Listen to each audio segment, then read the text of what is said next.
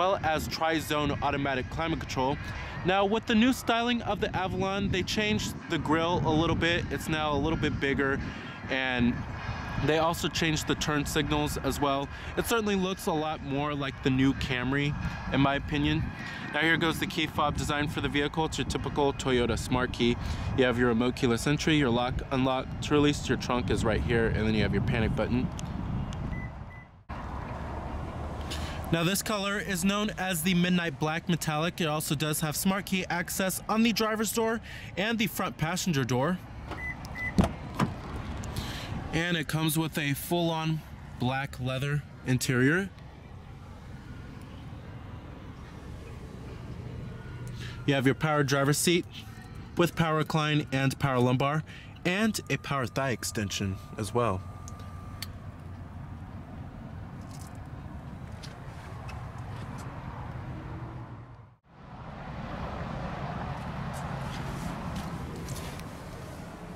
All right, now stepping on inside of the Avalon here. It's a very nice place to spend your time. Plenty of room for the front occupants. Have plenty of headroom and plenty of leg room. And this cabin just oozes quality with nice stitching everywhere on the dashboard, and everything where you touch is pretty much going to be soft touch materials. But it's a very stylish and elegant looking cabin. Pretty lavish too. Now you do have push button ignition. Just put your foot on the brake and hit the button to start.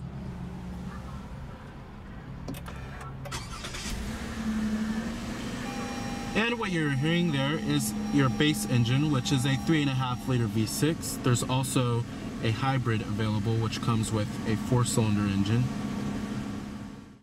Full leather wrapped steering wheel. Coming to your transmission, you have a 6-speed automatic. If you do get the hybrid model of the Avalon, you do get a CVT automatic. We also do have manual shiftability and paddle shifters, which is nice. When you put the vehicle into reverse, it tilts down the mirrors and it displays your rear view camera with guidance lines and trajectory. And we also do have rear cross traffic alert. And I'm going to go ahead and turn on the lights. They are automatic, of course, and the hazards as well. All windows are fully automatic in the Avalon. Let's go ahead and pop up the hood, check out the engine bay. Heated exterior mirrors with side turn signal indicators, and you also do have blind spot detection. Now, if you didn't know, the current generation Avalon is also based off of the Lexus ES. They share the same platform together. Pretty good looking 18-inch alloy wheels.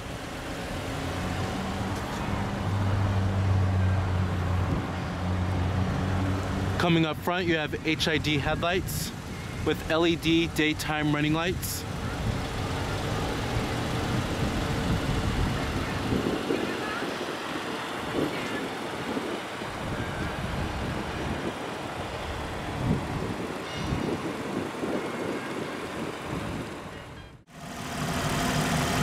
Now powering this big old full-size sedan is Toyota's very familiar and very trustworthy 3.5 liter V6. You'll also find this powertrain in the Toyota Camry too. Now it produces 268 horsepower at 6,200 RPM and 248 pound-feet of torque at 4,700 RPM, with EPA estimates being an okay 21 in the city and 31 on the highway. That is pretty above average fuel economy, especially for how big this vehicle is. But the EPA numbers are the same exact numbers that you will find in the Toyota Camry equipped with the V6 engine too, so it could be a little off there. However, if those are the fuel economy numbers, this certainly is pretty above average for this vehicle. But if it's fuel economy that you're looking at, then you'll want to go with this 2.5 liter 4-cylinder hybrid paired with an electric motor, and it earns up to 40 miles per gallon. And most Avalons, however, are going to be equipped with the regular 3.5 liter V6 that we have. Trims of the Avalon start at the base XLE trim, which starts at $32,650. The XLE Plus starts at $34,400. The XLE Premium starts at $35,850. The Touring starts at $37,050. And then the top of the line Limited starts at $40,450. Competitors for the Avalon, you have the vehicles in the full-size sedan class. This includes the likes of the Chevrolet Impala, Dodge Charger, Ford Taurus, Chrysler 300, as well as the Nissan Maxima, Hyundai Azera, and the Kia Cadenza.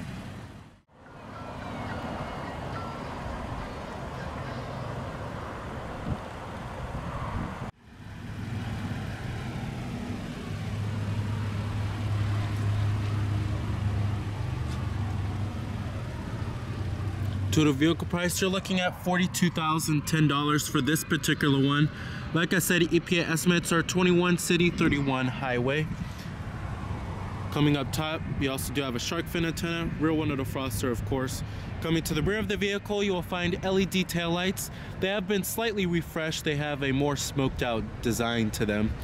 And then you have these squared off exhaust tips at the bottom right here.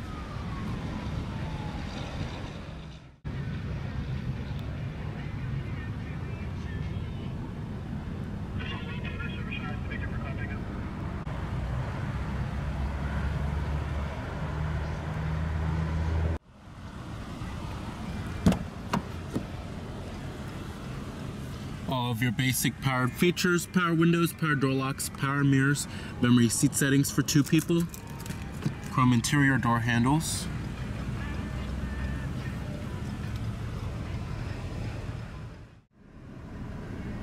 All right, let's go ahead and hear how that V6 engine sounds.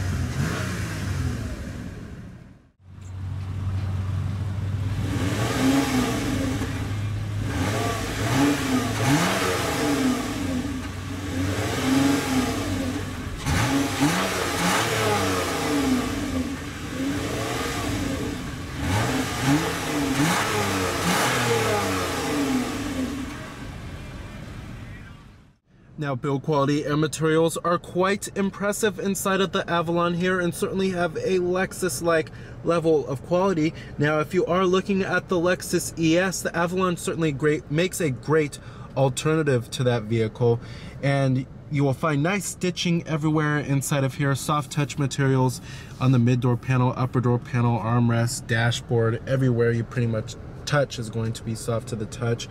Build quality is excellent, no panel gaps inside of here, and the interior trim and pieces fit well together. Overall, this interior somewhat exceeds the Lexus ES in terms of its cabin ambiance. Now, coming to the steering wheel design, it's okay, but it's certainly not the best from the Toyota brand. It is a little plain Jane looking, especially for a $40,000 vehicle. I wish they would have put some kind of chrome trim right here, or some kind of wood accent setting right here. But it's just kind of plain looking in my opinion. Now, coming over here, we have your steering wheel mounted audio controls, and then you have your controls for the Toyota Entune system. Right over here, you have your Bluetooth phone controls, as well as your voice recognition, and then this little display button controls your little information center, which I'll get to in just a minute. Right over here, you have your lane departure alert system, and then you have your adaptive cruise control. You could set the distance if you would like, as you can see right here. Let's go ahead and test out the voice recognition. How may I help you? Change source. You have several music sources. Which source do you want to listen to? Number 1, AM. Number 2, FM. the audio source is set to FM. The voice recognition does pick up your voice quite well, I have to say. Up here is where you will find your auto-dimming rearview mirror, garage home link, and an integrated compass, sunglass container, SOS Safety Connect, your sunroof with your sunroof controls. Then you also do have a sliding shade, of course. Map lights, and then the headliner is also nice and plush too, pretty high quality. Down here is where you will find your Qi wireless charging system. Many vehicles still don't have that nowadays. And it has a little tray, which is pretty cool. And then down here is where you'll find your button for the Qi wireless charging system. And then you have your USB port with iPod integration, your auxiliary input, and an 812 volt power outlet down there. Dual cup holders, and then you have heated and ventilated front seats for the driver and the passenger. You also do have your different driver selectable modes, Eco, Normal, and Sport. Coming to the center console storage, not too shabby, and you do have a removable tray that does adjust. So the center console lid is also nice and soft touch too. As far as seating comfort goes in the Avalon, it's excellent. The seats are very plush. They feel just like Lexus's seats, to be honest. They're buttery soft and they're great for long road trips. Thigh support is also excellent too, especially with the thigh extension. That helps out quite a lot. Visibility is pretty good out of the Avalon. Lots of glass area on the front windows. Seeing out of the windshield is decent, but you do have this little hump right here, which does intrude on the visibility through the windshield a little bit. When you get to rearward visibility, it's okay, but it's not the best in the full-size sedan class, but it does help that you have that big rear quarter window. The climate controls in the Avalon are pretty simple and easy to use. It's a pretty clean looking layout too, and the touch sensitive buttons for the temperatures are calibrated very well. You do have dual zone climate control. Then you have your temperatures right here for the driver, and then the passenger side is right there. Your fan speeds are located right here too. And you have your off button, different zones, your recycling, then your defrosters too. Pretty easy and simple looking. And then you have a digital clock in the center right there, which is nice. Down here we have your pre-collision alert system, and this is where you could set the distance. It shows you up on the information center what distance it's set at. Traction control off, and then you have your blind spot detection, your trunk release, and then your power rear sunshade. And then you have a little coin box as well. Alright, let's get to the multimedia interface and the infotainment system. It's Toyota's Entune system. We've seen it countless times before. Now this is your home screen on the Entune system. Now you could set this up how you would like. You have your radio right here, or your audio source, and then you have your phone, and then you have the map. But however, you have to have a map card inserted, and you can configure the home screen how you would like, which is pretty cool. You don't have to have the map show up. You could just have the phone or the audio just show up on the home screen. Now let's get to the audio sources. Now your audio sources include nothing out of the ordinary, all the normal stuff here. We have AM, FM, XM satellite radio, your USB port with the iPod integration, Bluetooth streaming audio, and your auxiliary input. You can also reorder it how you would like. And then you also do have your CD player with your optical disc drive. HD radio is also on this bad boy too, and iTunes tagging as well. Coming to apps, you have your navigation. However, I can't show you that today because the map card is not inserted, but it's just like all of the other Toyotas and Lexuses that you'll find. Nothing too out of the ordinary with the navigation system. Coming to the Eco, it shows you a little bar graph of how fuel efficient you're driving. And it shows you your average speed, your elapsed time, as well as your fuel range. You can clear it if you would like to. Coming back to apps, you have your setup. There's many different settings you could change, from general, home screen, voice, display, navigation, audio, many different settings. Then you have your phone. You can hook up your Bluetooth phone, have all of your contacts stored on here, and then an integrated dial pad as well. And then you have your live traffic, but you have to have the map card. Then your weather shows you your current weather. You could change the city if you would like. Messages, but you have to have a phone paired. It's for your text messages. Then you have your maintenance. So pretty much everything is going to require the map card for the apps. But overall, love Toyota's engine system. It's one of the best in the business. The responsiveness is lightning quick and it's very intuitive to use. The gauges in the instrument cluster have a very traditional looking setup. On the left, we have your tachometer with your coolant temperature. On the right, you have your speedometer, and then you have your fuel gauge down there too. Now, coming in the center, this is for your vehicle information. It's a little LCD screen. It's controlled by this little display button right here. It's the only button that pretty much controls it. Now, it shows you your distance till empty or your fuel range, and then you have your digital speedometer, and then it shows you your trip odometer down below, and then it shows you what gear you're in as well.